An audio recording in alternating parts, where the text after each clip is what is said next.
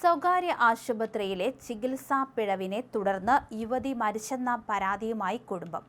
ആലപ്പുഴ കായംകുളത്തെ സ്വകാര്യ ആശുപത്രിക്കെതിരെയാണ് കരുനാഗപ്പള്ളി സ്വദേശിനിയായ യുവതിയുടെ കുടുംബം പോലീസിൽ പരാതി നൽകിയത്. ഗർഭാശയമുഴ നീക്കം ചെയ്യാനുള്ള ശസ്ത്രക്രിയയ്ക്കിടെ ഉണ്ടായ ഹൃദയാഘാതമാണ് യുവതിയുടെ മരണകാരണമെന്ന് ആശുപത്രി വിശദീകരിക്കുന്നുണ്ട്. കരുനാഗപ്പള്ളി സ്വദേശിനിയായ സ്വാതിയാണ് മരിച്ചത്. 25 വയസ്സായിരുന്നു. ഗർഭാശയമുഴയുണ്ടെന്ന് കണ്ടെത്തുകയും തുടർന്ന് ശസ്ത്രക്രിയ നടത്താനായി ആശുപത്രിയിൽ എത്തിക്കുകയും ചെയ്യുകയായിരുന്നു.